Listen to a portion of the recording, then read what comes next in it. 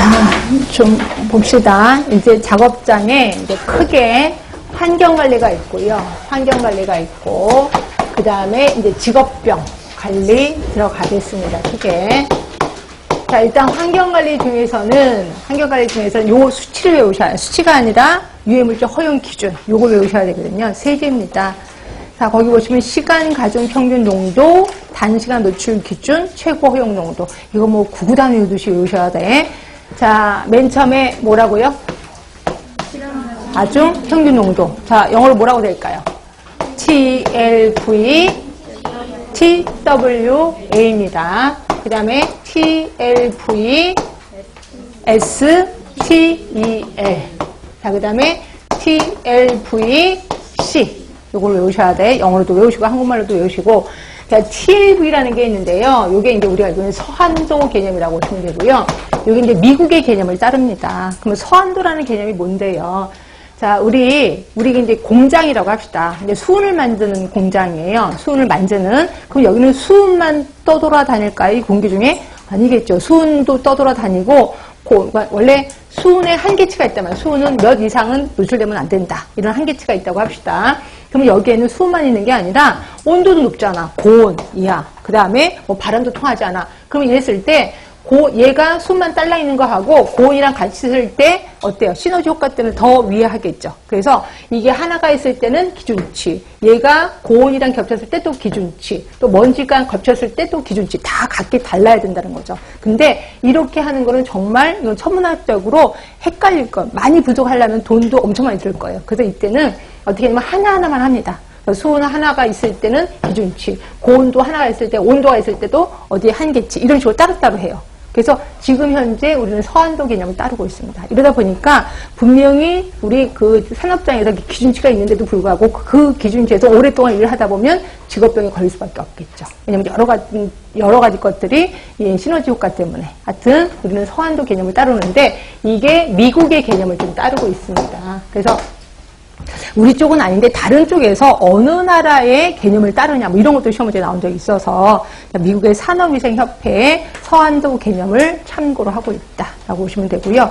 자, 일단 TWA가 자, 이거는 뭐 있었어요? 자, 하루의 근무 시간이 8시간이라면 그렇죠? 근무 시간 중에는 노출돼도 괜찮아. 오케이라는 겁니다. 노출돼도 괜찮아. 근무 시간이라면 하루 8시간. 자, 그러면 8시간 안에는 노출돼도 괜찮아. 그러면 그 다음에 한 얼마 정도 쉬어야지 다시 노출돼도 괜찮을까? 얼마 정도 쉴까요? 응? 예, 16시간을 쉬어야 돼. 그렇죠? 하루가 24시간이니까. 그치? 그러니까 8시간 일하고 16시간 쉰 다음에 다시 노출된다는 조건 하에서는 괜찮아. 라고 본다는 거죠. 자, 그런데 비해서 STEL은 단시간 노출 기준이야. 이때 단시간 몇 분? 15분입니다. 15분. 자, 15분 노출됐어요. 15분 동안 노출돼도 괜찮아. 오케이라는 거고. 그러고 나면 바로 또 노출할까요? 얼마나 뜰까요? 응? 몇 시간 뜰까? 4시간? 헷갈릴 걸 헷갈리셔야 돼. 1시간 노출해야 돼. 1시간 노출. 진짜? 1시간을 뛰어야 돼. 그러니까 15분 노출되고 1시간을 쉬어야 돼. 그리고 또 다시 노출. 그리고 1시간 쉬어야 돼. 그럼 계속 반복할까요? 하루에 몇 번까지? 4번까지만 허용이 됩니다. 하루에 4번. 4번까지만 허용. 이런 조건 하에서는 노출돼도 괜찮아. 라는 거고요. 자, TLVC는 천정치예요. 절대로 이 농도 이상 노출돼선 안 돼. 라고 하는 겁니다. 그렇죠? 그래서 예를 들어 납이 있다면 납 50C라고 표현해. 그럼 납은 50 이상 농도 노출되면 안 돼. 라고 하는 겁니다. 그래서 얘네 세 개는 엄청 중요하니까 좀 외우시고 단 조건 같은 것도 다 외워두셔야 됩니다. 자, 보겠습니다.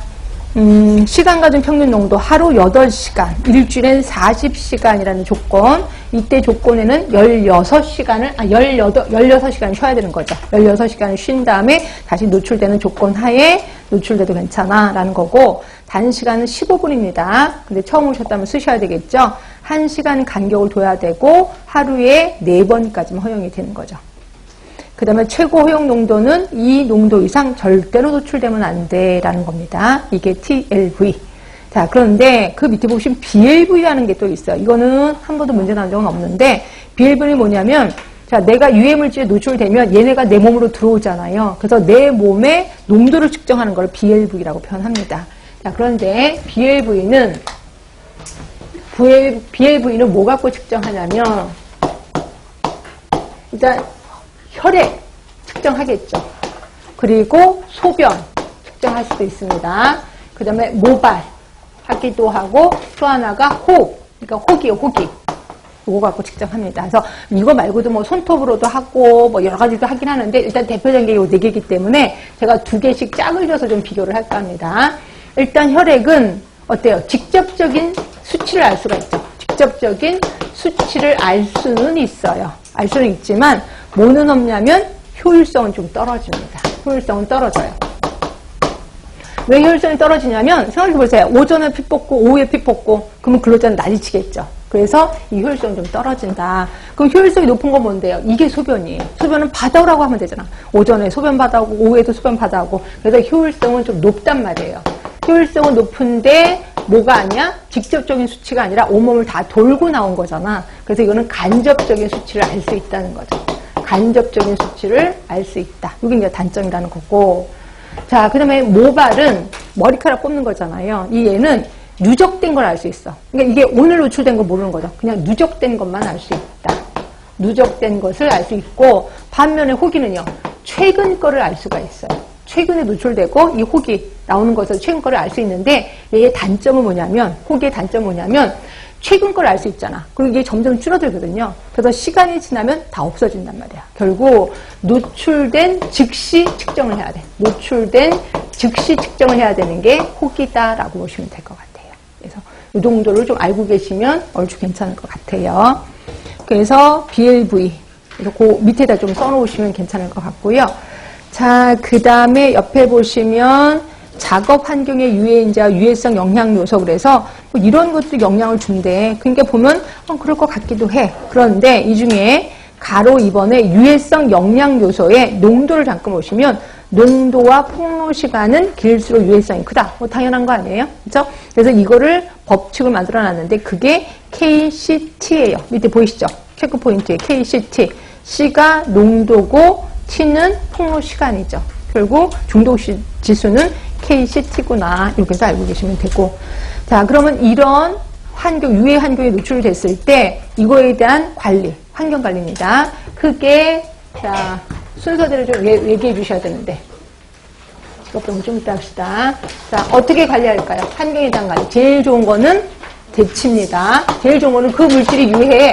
바꾸면 되지 뭐. 예를 들어 수은이 나쁘대. 그럼 수은을 다른 걸 바꾸면 되는 거죠. 근데 문제는 대치할 물품이 그렇게 많지는 않겠구나 라고 느끼시면 돼. 그래서 대치가 불가능할 경우에는 뭐를 하냐면 격리를 합니다. 격리. 자, 격리는